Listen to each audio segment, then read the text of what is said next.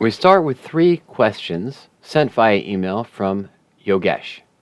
And the first question was, why do you generally recommend covered calls with a strike price that is in the money? Well, when we look at the covered call strategy, there are essentially 3 ways an investor can trade covered calls. The in the money covered call, selling a call below the current stock price, gives higher protection. We collect a higher premium. The stock can fall further before technically losing money on the position.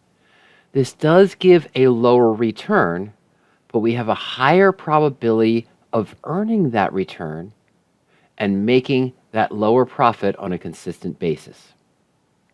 The at the money covered call, the one closest to the stock price, maximizes the time value. We have a good mix of downside protection and potential profit, let's say around 4 or 5%, but only a 50-50 chance of earning that maximum return. The out of the money covered call, selling a call above the stock price, gives us a lower premium, a lower time value, which means a lower downside protection. We do have a higher return if the stock moves up and we're assigned at that higher strike price, but we have a much lower probability of achieving the maximum return. All 3 structures are correct for a covered call strategy, but the investor has to decide, do we want a better downside protection with just the ability and the higher probability of getting assigned and earning the return on a weekly or monthly basis and then moving into new positions? Do we want to go at the money to maximize the time value, the true return of a covered call position? Or are we looking for appreciation going out of the money, which is more speculative? Or holding a core holding in our account, selling out of the money covered calls, hoping that the call expires worthless to collect a dividend-like income on a week-by-week or a month-by-month basis? So with the picks of the day, Ernie did several iterations of covered calls over a 2-year testing period, okay, that offered different market conditions. And he said, okay, so let me look for things that I would consider to be bullish. And he put in the stock criteria for that. And he adjusted the criteria to find stocks that performed well over that 2-year different marketing condition. Then he set out and said, okay, let me do out of the money covered calls. Let me do at the money covered calls, tested over that 2-year time period. Let me do in the money covered calls. Let me do in the money covered calls with higher volatility. Now let me do it with lower volatility. And he went through all these different iterations to find the structure that performed best with the highest return, most amount of winners, and least amount of drawdown over that 2-year period, that 2-year testing period. And the results were slightly in the money. The weekly and monthly picks of the day on power options are going to show you, of course, slightly in the money positions because that's what performed best. And the idea, of course, is with the least amount of work. Instead of managing the positions or worrying about consistently rolling the positions if it went up or if it went down, or trying to stay out of the money, which didn't return as high of a profit unless you're in a good raging bullish market. I mean a raging bullish market. Otherwise, when you do have these subtle losses here and there, the losses are much higher and compounded because you took less premium up front to hedge the position. So the goal was to show a strategy of just selecting positions on Monday, whether it's weekly or the monthly picks of the day. And with the least amount of work, there are rules there to described in the picks of the day. If it drops 7%, you might want to consider just closing the position and moving on. If it gets assigned, let it get assigned. Don't worry about rolling. Don't worry about management. Take the return and then look for positions the following Monday, or if you're doing the monthly, the Monday after the third Friday as well. And again, that's what he saw, is that this was more conservative and yielded the highest return over time. You could pick any market condition and say, you know what? If I looked from April to August, I would have done better with the out of the money covered calls because the market was essentially lower left to upper right and volatility was high. And you'd be correct. But you look at it over a 2-year period, 3-year period, 4-year period, you get a better return with having the better protection and the higher probability, higher success rate of getting assigned. The out of the monies can give you a really high return, but those other times when the market is neutral and less favorable, you're taking in less premium and you don't have as much downside protection. So that's why you see the in the monies coming up in the picks of the day, because through Ernie's various testing, 70, 80 iterations of different criteria with in the money, at the money, and out of the money, that in the money result performed better over the testing period as well. Now, on to your question two real quick. In the search table for covered calls, I was going to come to this because we're going to have to go through this too, but in the search table for covered calls are the recommended stocks in order of priority. In other words, are the stocks listed from the top of the search results, descending order safest, and as you go down the list, the trades are less safe. Okay, well, the answer is you can sort it by any way you want to. Below the listed trades in the parameter field, there's that drop-down menu for sort results table by. On your default screen, you might be looking at percent if assigned or percent if unchanged. Any criteria that you can use for the stocks or for the options. In this case, you can choose to screen the results by. Most likely it's by return, highest return to lowest, whether it's percent if unchanged or percent if assigned, which typically would mean less protection, as we just reviewed, right? We saw that when you go in the money, you get a lower return and the highest downside protection. If you're sorting by return, you'd probably have a lower downside protection or lower premium in that case. Okay, so we'll take a look at that in a moment. And then you said how to narrow results. How does one narrow down the selection from the list of 200 or so tickers? Well, you just adjust the criteria that are listed below to match your personal risk reward tolerance. All right, let me pause the screen here. Let me navigate over to Power Options. We'll review that very quickly. Okay, so let's change my screen as well. There we go. All right, so here we are, ladies and gentlemen, at the covered call homepage, where we can access the picks of the day, as I mentioned, that Ernie created. I'll take a look at that in a moment, and the main search. So the monthly picks of the day, of course, this is what we were talking about with Ernie's testing over the period. You see some description here of what he did, and you have a link that says, see how we developed these results. And the covered call picks of the day, so he gives through an introduction of what he did. Our objective was to earn 10 to 20% per year writing covered calls. Positions were selected to be in the money after the various iterations, and then he walks through what his structure was, the testing process and trading process over the 3 years, 87 trades that were done that matched the criteria, 85% success rate, average of 3.9%.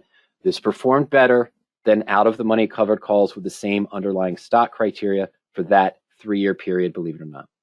And it did better than the at the money, because there were a couple drawdowns in there where the in the money really helped. And we're not, again, married to those stock positions. It's not something we're doing as a core holding. It's looking to make a return in that 20, 30, or weekly period. I'm sorry, I missed the first name real quick. Robert, he said, in the pick of the day, are you assuming both acquiring the stock and writing the call? Yes, the covered call picks of the day. The picks of the day are available in 2 strategies, Robert.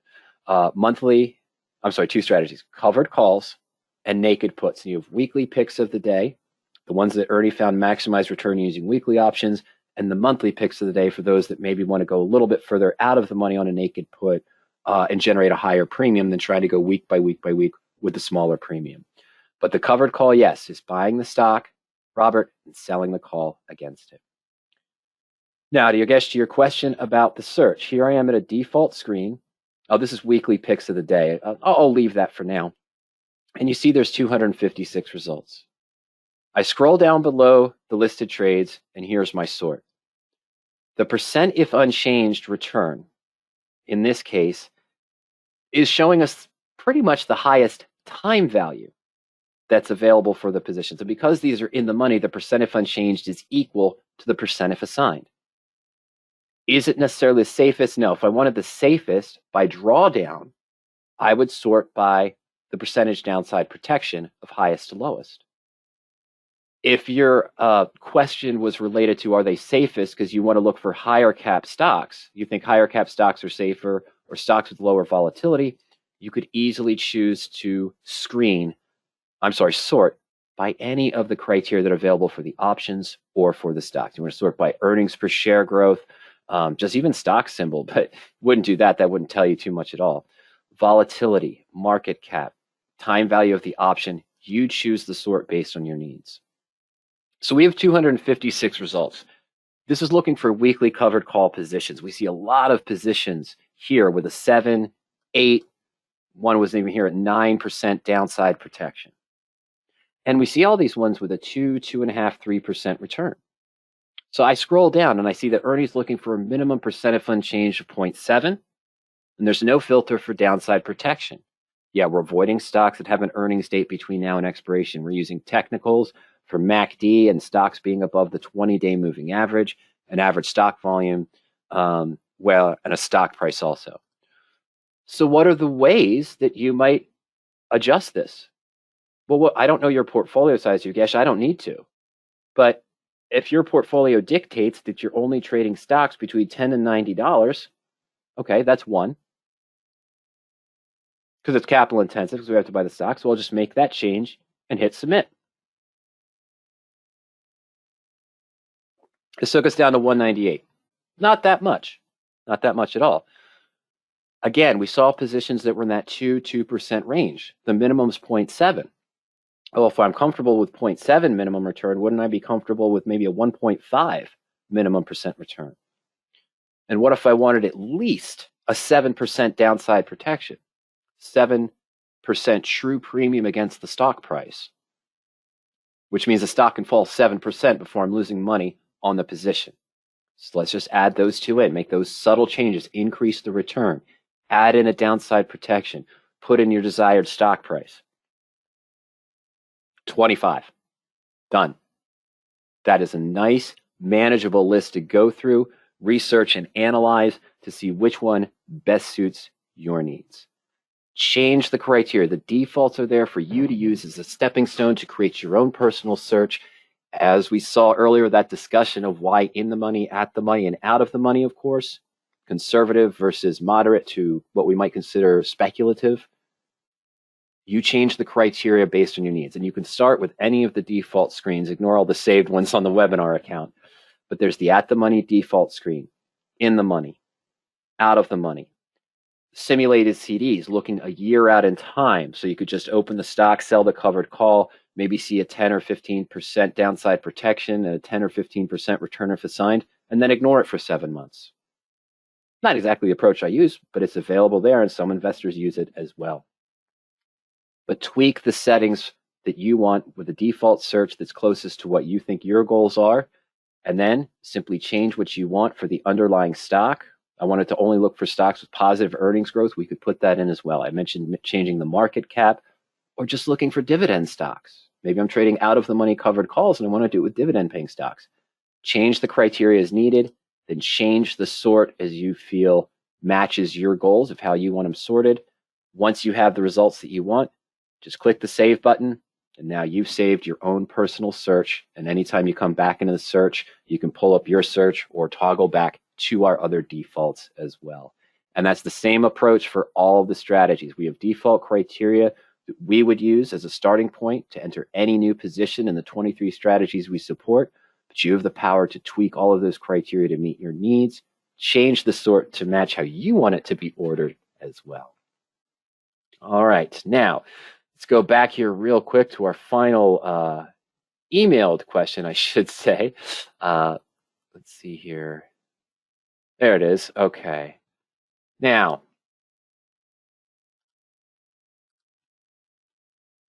question number 3.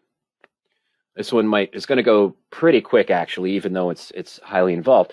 We're going to take a look at power options again. Now, question 3, how do you hedge against a falling stock price after writing a covered call? Hypothetical example, say I bought 100 shares at $7.95, and I opened a covered call for January with a strike of 9. And let's say the premium was 136. It was probably some kind of biotech stock. I couldn't find the exact stock you were talking about, but I found something that was close. In any case, so $7.95 for the stock, sell the call out of the money at 136. This puts you at a cost of $6.59. Now the stock is dropping and the price is at 6 and likely going below. How do I protect my trades against losses? Well, in this situation that you're in right now, if this is a situation you're in, the common approach would be to roll down the call. Buy to close your 9 call, roll down to a lower strike call to generate some more income to help hedge the loss. In general, as I mentioned, what Ernie looks for, if you see a stock you're in a covered call and the stock has fallen 6, 7, or maybe 8%, likely it's time to close the position and move on to avoid further losses beyond that. You're already in the covered call and it's already down. You could add a put option to create what's called a collar to stop further losses. But the loss is already semi-realized, so buying a put doesn't repair it. Buying a put just stops further losses if it continues down to $5, $4, $3, and beyond. But you still have the loss locked in, essentially, from your price of $6.59, the cost basis of $6.59, down to $6, close to 10%. About 8%, 8.8%. Okay, so how would we do that? Well, there's a lot of opportunities that are shown in Power Options for these types of strategies and these types of positions. We're going to go back again. Power Options real quick. Oops, sorry about that, folks. There we go. And what we're going to do is I put the position I mentioned I tried to find in the portfolio. So any position that I'm entering, whether it's a married put, collar, covered call trade, anything along those lines, you can track in the portfolio tools. As I'm tracking any position in the portfolio tools, I can go to position actions and then position analysis. This gives me a breakdown of my current position. I simulated this with PEIX, currently at 592. What if a week ago I bought shares of stock at 795, sold the January 9 call for 136? Now we're currently looking at a loss of 13.6%. The buyback cost on the call would be about 10 cents, I think 15 cents. If we hold it to expiration, that extra time value comes out and the stock stays at 592, would be a loss at 10.2%. Now that we're in this menu that we've been tracking the position in the portfolio, we can see the rollout opportunities down below. Right now I'm at a 10% loss, best case scenario at expiration for January if the stock stays at the same price. If it falls further, I'm going to have further losses. But this does show me that here are some rollout opportunities I could consider buying to close my call right now for 23 cents. And maybe I could roll down to the January 6 call for another 85 cents a premium. We keep about $1.13, $1.15 from our initial call, sold it at 136, bought it at 23, get another 85 cents. So we still have an adjusted net credit of $1.99. Now the new percent if assigned is 0.6%. That doesn't sound attractive, but where are you now? You're at a loss of 13%. So if the stock recovers slightly, stays above 6, and you get assigned at $6, you'd have a small profit instead of where you'd be at now with a 10% loss on the position. So this is one opportunity to roll down. You stayed in the same month, got a smaller little bit of premium, and if the stock stays where it is, you may be able to be at a small profit instead of the 10% loss. To add more protection and potential return, you'd consider maybe rolling further out. In this case, because of the expiration cycle that's available for PEIX, not the stock that you were in, just one I found that was close to the prices you were talking about. Well, in this case, it just shows me the Aprils. I'd have to roll out pretty far to April. But again, I roll out to April, get $1.60, keep the original $1.15 or so after the buyback, get another $1.60. If the stock recovers and is above 6 in April, I'd have a 15% return, which really beats taking on a 13 or 10% loss where we stand right now. So you guess that's how the portfolio can help you with evaluating rollout opportunities. That's one of the ideas you might consider to roll down. Very quickly here, and then we have to move on to our other questions that have come in. I go to the profit and loss chart, you know you're down. I'd mentioned converting this to a collar. I might buy a cheap January 5-strike put, for example, 35 or 50 cents. Does this repair my position? No. What this does is would stop any further losses if it continued down. Unfortunately, so I chose the 5. I should have taken the 6. My apologies. The 5-strike here, if it fell below 5 and kept going, I've stopped the loss at 28.8%. You could still make a 28% return if the stock is above $9, but we're not saying it's going to recover that far. Now that it's already declined, converting it to a collar doesn't repair the position. It just stops further bloodletting, and you have to pay for that. You're taking away from the initial call premium to pay. Here's the 6 strike. Yeah, so you'd still have a loss. The 10% you're looking at right now, the stock's already down, or 13%, plus the 87, 88 cents extra, which adds that extra 8%. So now the max loss is at 19.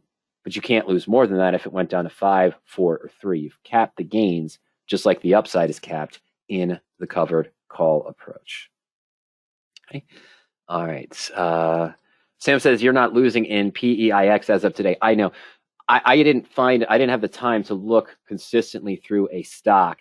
Sam had mentioned this. I'll talk about that in a moment. But I hadn't found a stock that matched this theoretical approach that Yogesh mentioned, Sam, in the sense of finding something that was, my apologies, finding something that was at $9, I'm sorry, $7.95 last week, now is trading at $6 or below $6.50 this week, and had that high premium that we were looking for. I simply just did a search in the time I had allotted today to put these slides together in the beginning presentation for Yogesh to just find a stock that was trading around $6, essentially what I did, and then put in a fake price that I bought it at $7.95 and went there as well. Okay, but Sam did say, while we're here, of course, Sam says, good afternoon to all in the room. Sam, it's good to see you here. Sam had sent me emails earlier today about his successful portfolio he has on small cap 600 stocks, S&P small cap 600, as well as he's been buying puts in UVXY, SDOW, and SRTY, and is basically tracking the Dow, NASDAQ, and Russell and using contra ETFs on those positions as well. Okay, and Sam says, why sell calls? Protective put should be bought at the time the stock was purchased. Right, so you guys know, Yogesh was asking about the covered call positions, and my approach that I use for that 45, 50% of my portfolio is the married put structure first to protect against the downside first, to control losses to 5 or 6%, and then look to sell calls later.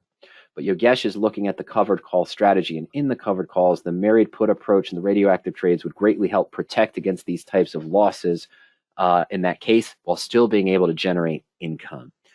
Sam goes on to say he bought it at 10, bought puts at 11, and 2 puts against 100 shares. After dropping to 8, you sold the January calls at the 12 strike. Okay, so you had the put in place. That's what you did. Good, good, good. Sam had the married put in place first on the stock. What? Maybe it was PEIX. Let me take a look here. Okay, so you got it back here up at 11. I see what you're saying. You got it here at 11, had the 12 put. When it fell to 8, that's when it started to fall, hit 8. That's when you sold the call to help control the risk further. And now we're here in this range as well. Okay, so the roll down opportunity can help you, Yogesh. Another thing that might be able to help you as well. There we go. Good. There's an older webinar we have here. I'm going to go to free webinars, and we're going to go to options concepts. There's 4 categories under the webinars: tools, strategies, concepts, more. Under options concepts, there it is. It's old, but it's really good.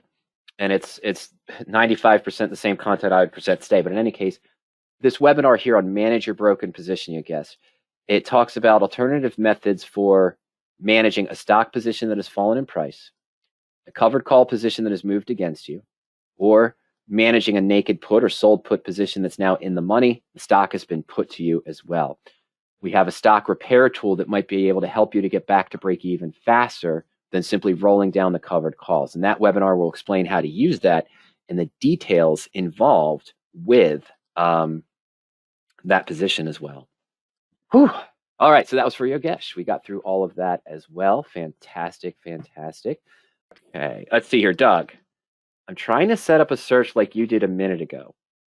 Could you review again, in particular, setting up with the 7% downside protection? All right, let's go back to covered calls. And I'll try to tweak this field in with the previous session of Yogesh and trim some of that other parts out we just talked about for bull puts, Doug, but probably put this in together in one presentation. I'm starting off with a weekly. This one came up automatically, Doug. It was the weekly picks of the day default. Now I scroll down below the listed trades, and We mentioned the percent return, percent if unchanged is here, and I changed that. So I just clicked in the field, change it to 1.4%. For the covered calls, downside protection right here, I just want that to be greater than 7%. That's all I do. Underneath the listed trades, no matter which default search you start off with, Doug, it always looks the same. Come down here, you've got your expiration time frame, volatility fields, downside protection, return fields, percent if assigned, annualized return if assigned, range in or out of the money, option bid price, bid-ask spreads, probability, delta, and open interest volume liquidity. Okay, so just change the downside protection to match your needs, then hit submit. Now, this won't go down to the 25 results that we saw earlier simply because I put in the stock price limitation on the other one. Took us down to 32, so I'd still call that fair and reasonable.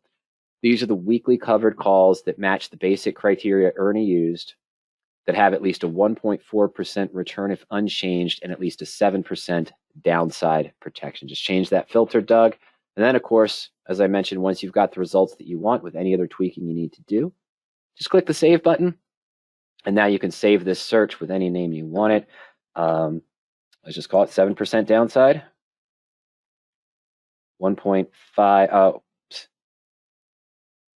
7% downside. Sorry about that. Downside 1.4 return weekly. Okay, and then I can put in a note in there too if I want to, but I'm just going to go ahead and save that search. So now every time I come back into the search, Doug, the system will remember which saved search I was last viewing. But I can always toggle back between any of the defaults and any of the other saved searches that we've done for our other webinar positions in the last year or so as well.